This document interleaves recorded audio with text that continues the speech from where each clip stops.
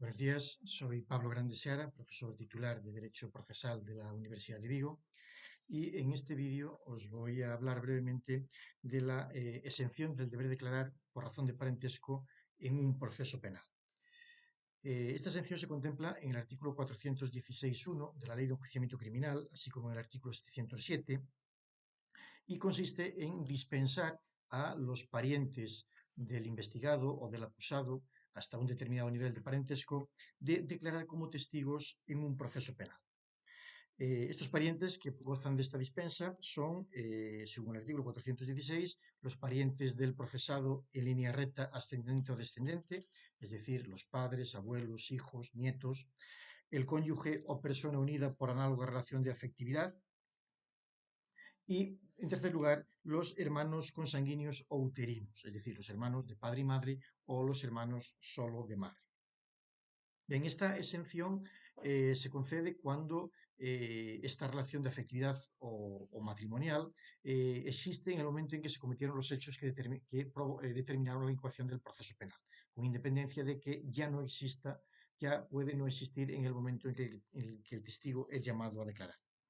Y la razón de ser de esta dispensa del deber de declarar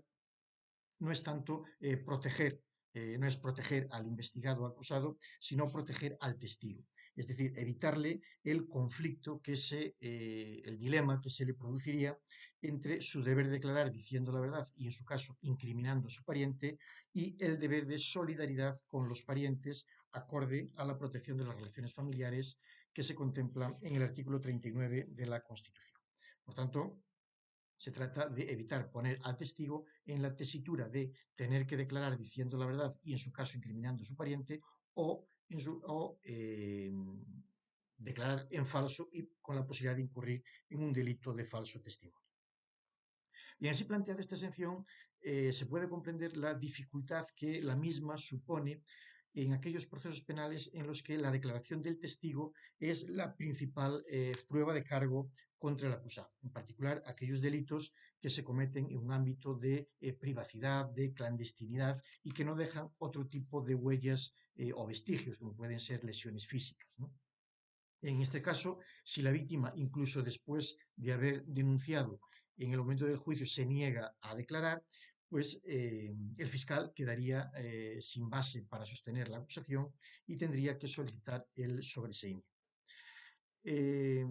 esta cuestión, la experiencia demuestra que esta cuestión, esta exención plantea particulares problemas en delitos de violencia de género, violencia doméstica, y así se puso de relieve en las sucesivas memorias de la Fiscalía General del Estado desde el momento de la aprobación de la Ley de Protección Integral contra la Violencia de Género. Tal es así que en el Pacto de Estado contra la Violencia de Género del año 2017, una de las medidas que se contemplaban eh, contra la violencia de género era precisamente revisar la regulación de esta exención del deber de declarar.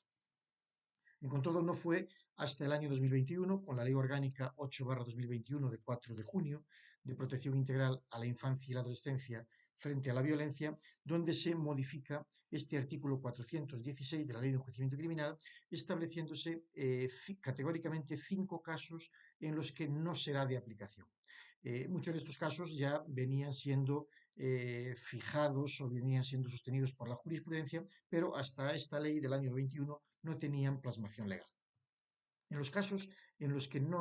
los parientes del investigado o del acusado no pueden acogerse a esta exención son los siguientes. En primer lugar, cuando el testigo tenga atribuida la representación legal o la guarda de hecho de la víctima menor de edad o con discapacidad necesitada de especial protección. Es decir, si el testigo, que es a su vez pariente del acusado o investigado, tiene la representación legal de la víctima menor de edad, no podría acogerse a esta exención del deber de declarar contra su pariente. En segundo lugar, cuando se trate de un delito grave, el testigo sea mayor de edad y la víctima sea menor de edad o una persona con discapacidad necesitada de especial protección. Es decir, aquí ya no se exige ningún vínculo entre el testigo y la víctima, sino que basta con la concurrencia de estas 3 condiciones objetivas. El testigo, que la víctima sea menor de edad, que el testigo sea mayor de edad y que se trate de un delito grave. En tercer lugar, cuando por razón de edad o discapacidad el testigo no pueda comprender el sentido de la dispensa. Esta previsión viene a modificar lo que sostenía la jurisprudencia hasta este momento. La jurisprudencia entendía que si, dada la corta edad o la discapacidad del testigo, no era capaz de entender el sentido de esta dispensa, sería el representante legal del testigo que no tuviese conflicto de intereses con él el que decidiría si el testigo declaraba o no. Pues bien, ahora la ley lo que dice es que si el testigo, por razón de su edad o discapacidad, no puede comprender el sentido de la dispensa, en principio tendrá que declarar. Y a tal efecto, a efecto de tomar esta decisión, el juez podrá valerse de expertos. En cuarto lugar, tampoco será aplicada la dispensa cuando el testigo esté o haya estado personado en el proceso como acusación particular.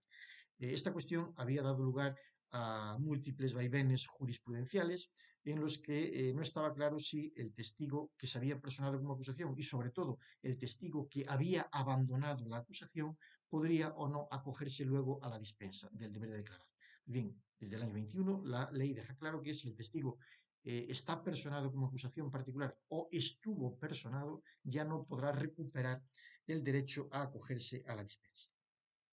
Y por último, también cuando el testigo haya aceptado declarar durante el procedimiento después de haber sido debidamente informado de su derecho a no hacerlo. Aquí también hay, digamos,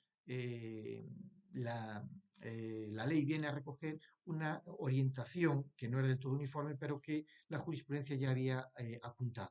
Y es que, en principio, el testigo debe ser informado de su derecho a no declarar cada vez que es llamado a declarar y puede acogerse o no a la dispensa cada vez que era llamado a declarar, con independencia de lo que hubiese hecho en las ocasiones anteriores. Pues bien, ahora la ley lo que establece es que si en algún momento del proceso, de la fase de instrucción, el testigo es llamado a declarar y después de haber sido informado de su derecho a no hacerlo, decide declarar, en las ocasiones posteriores, por ejemplo en el juicio oral, cuando vuelva a ser llamado a declarar, ya no podrá acogerse a esta dispensa, porque se entiende que si en un momento anterior ya decidió declarar, es que ya ha resuelto ese conflicto interno que justificaba la exención. Bien, hasta aquí, como muy brevemente, son las cuestiones más relevantes que rodean a esta exención del deber declarar por razón de parentesco. Buenos días.